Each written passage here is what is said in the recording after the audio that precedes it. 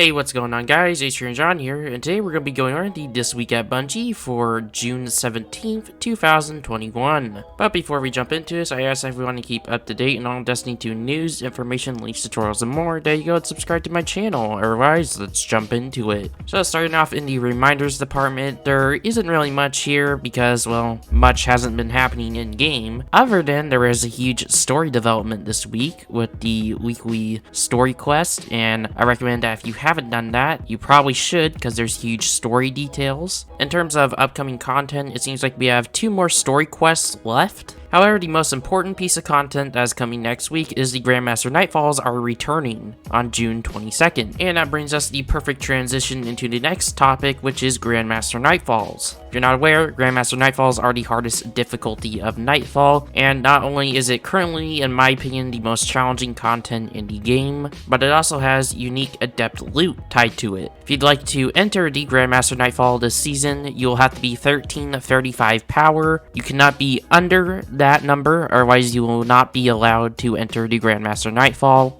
And yes, I will be making guides for all the new Grandmaster Nightfalls this season, as well as I will be doing weapon reviews on all of the adept weapons. But speaking of the brand new adept weapons, we do have a little change to how the adept weapons are rolled out later in the season. They state here in the TWAB that starting on July 13th, the Nightfall reward rotation will enter a 4-week cycle. Week 1 will grant the Plug 1.1 fusion rifle. Week 2 will grant the Hunjuri Scout Rifle. Week 3 will grant the Uzume RR4 Sniper Rifle. And finally, on Week 4, it will feature the Shadow Price Auto Rifle, the Palindrome Hand Cannon, and the Swarm Machine Gun, all 3 of which are from the previous season as rewards. And yes, that is all at the same time during that week. Before we close out this section, they go on to note that there are some quality of life improvements regarding strikes coming in Season 15, as well as there will be a new way to guild the Conqueror title, plus some changes to Zavala and his vendor rewards. So stay tuned for that. Next up in the TWAB, they go on to state that the brand new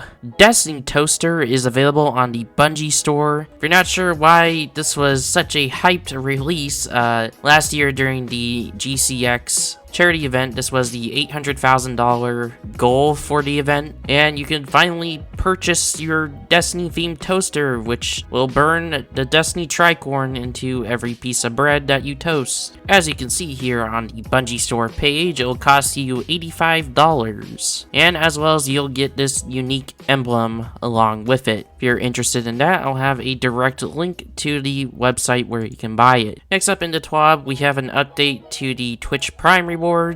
Going from left to right, first up we got the All Alone exotic emote, then we got the SV11-2 Predator exotic Sparrow, and then we got the Fire Victorious exotic Ghost Shell, and then finally we got the Breakpoint legendary ship. As always, in order to claim Prime Gaming rewards, you need to link your Bungie account to your Twitch Prime account, and then you need to claim it on the website, and then from there you'll be able to collect your rewards from Amanda Holiday in the tower. Finally here, we got a report from the player support team. All that's here is some cross-save reminders, some Vault of Glass Bungie rewards reminders, as well as some previous Season Pass rewards reminders. If any of those reminders affect you, TWAB will be linked in the description down below where you can read about these. In terms of known issues that they're tracking, they are the following. If 3 players use the final gravity lift at the same time in the Warden of Nothing strike, one will always die on the way down. Players may want to wait outside of the bubble and join your allies in progress to circumvent dying. A1 has a flashing waypoint icon after players obtain 150 Sim Strand, even if there is no more bounties to acquire. And lastly, enemies may appear to stand in mid-air near certain platforms on Europa. With that being said, that brings us to the movies and the artists of the week. As always, the TWAB is linked in the description down below if you'd like to check those out. Before we actually close out this video, we got a interesting little leak that may or may not be true. This comes from Michael Pate on Discord. If you don't know, this Michael Pate guy was actually the same person who posted a very, very obscure Reddit leak. I'm unsure if I actually covered it on the channel, but this person did post a very obscure Reddit leak that got that the post deleted very fast on raid secrets that ended up being correct before anything was revealed for Season of the Splicer. If I end up finding the exact video where I cover this leak, I'll try to link it, but I can't make any promises. Also, take this with a huge grain of salt because this could be someone impersonating this guy. We have no actual way to tell if this is the same guy or not. But anyways, with that being said, let's go ahead and jump into the leak. So he starts off by saying this is all Season 15. First up is that Iron Banner rework will be like Crucible, Gambit, and Vanguard. It'll have a Deepstone Crypt spoil-like system, an Iron Lord title that is guildable, much more rewarding than the other ranks, superior engrams grant guaranteed 16 out of 16 stats like Zolmak Checkpoint does. He also says that they're going to remove blue drops as well as the world drops from post-match rewards for Iron Banner, and the new Iron Banner armor is going to be yak based.